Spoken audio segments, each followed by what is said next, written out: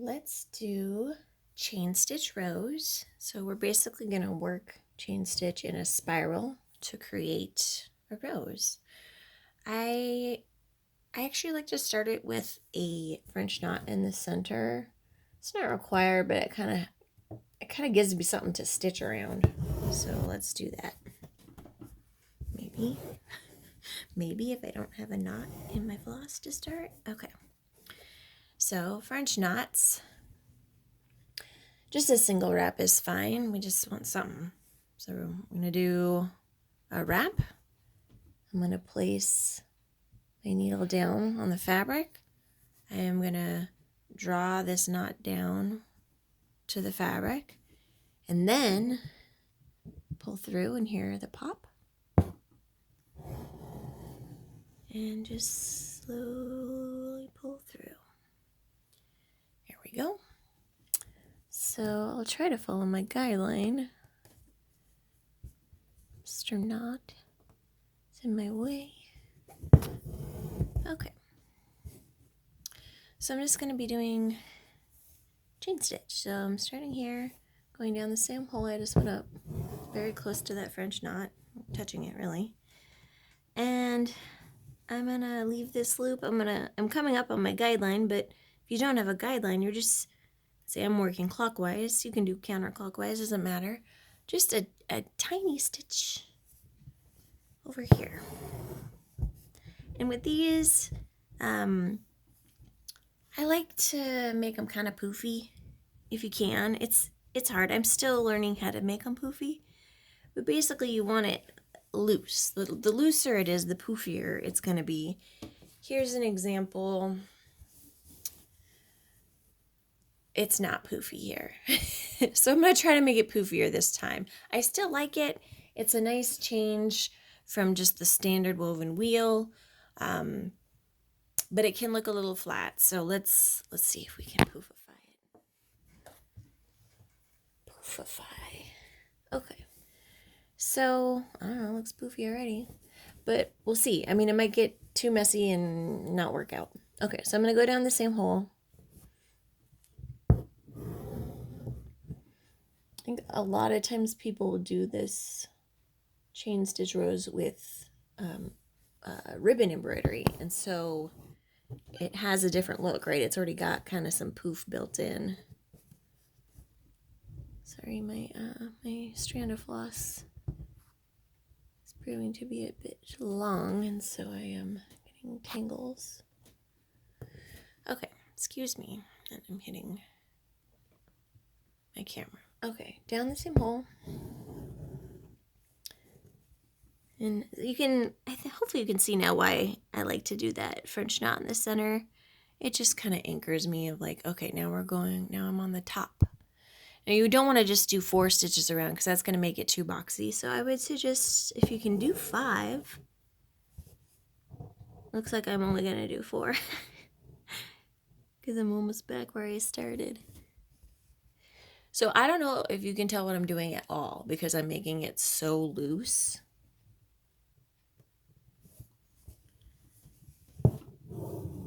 I think it's one of those ones you may kind of have to do partially by feel.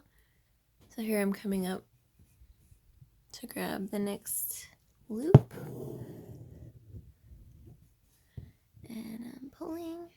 And I'm stuck on something again. Oh my god, my cat just restarted my computer. Why, Biscuit? Okay, sorry. I was just trying to pull out whatever I was stuck on, and I had to get rid of the cat. Okay, so again, I'm keeping. It's hard. It's hard to do because not pulling all the way through and leaving that poof really, for me, it's not natural feeling. It's like I have to go very slow, and I can't even talk while I'm doing it.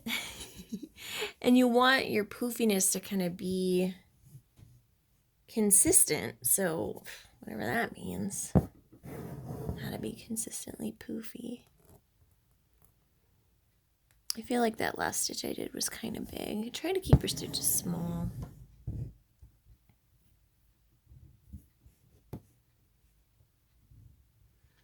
Where are you going over there?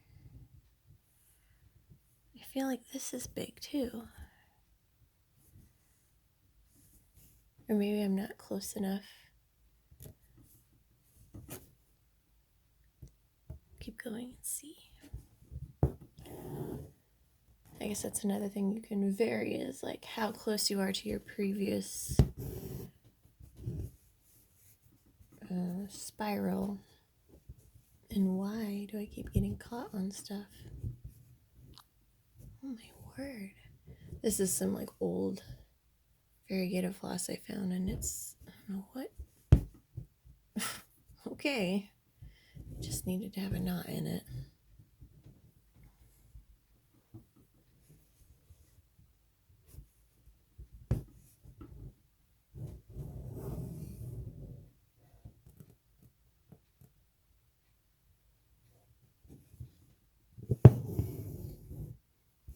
Another way to like fake some poof is to do stitches underneath. Like you could just do like a satin stitch circle and then do this on top.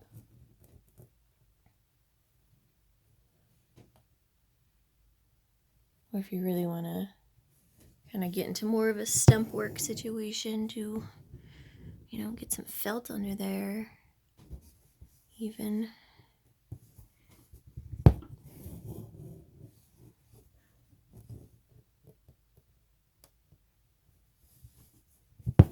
So doing it more poofy like this, I feel like this is taking me a lot longer than when I just did a regular, like a natural feeling chain stitch. Now it's up to you, like what your pattern calls for, what you think is gonna look good. Like one thing I don't want is to have my strands separating. That's not the look I'm going for. So that's tricky when you're having these stitches so loose, especially if you have some floss that's not behaving. Like this guy here. So I'm just gonna try to tease this, trying to get these all on the same page. It's not really working.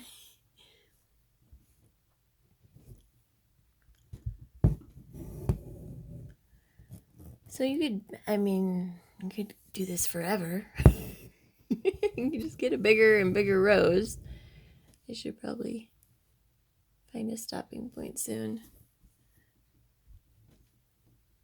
And one thing you can also do is like change your tension.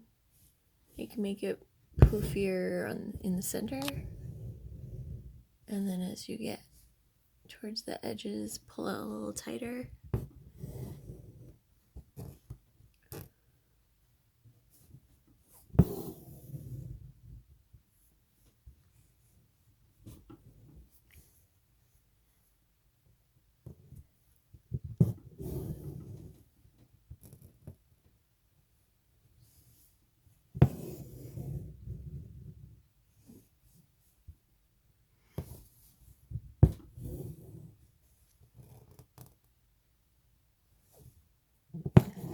You can experiment with how long you want your stitches, as well as that tension. This is also a cool one to change colors. Have the center be a darker color, and then move to a medium color, and then a lighter color, or cheat like me and use variegated floss. Well, that's not cheating, that's what it's for. Alright, we're pretty circular. I'm just gonna do one more tiny stitch. Kind of tuck it in here. Make it a little tighter, and then just to finish, I'm gonna just tuck in here. Just like that. So I think that was successful. I mean, it definitely looks, this is pretty flat, especially it's next to a woven wheel, so it's kind of at a that's already at a disadvantage, but in comparison, but I definitely got a lot more thickness on that, so I'm happy with it.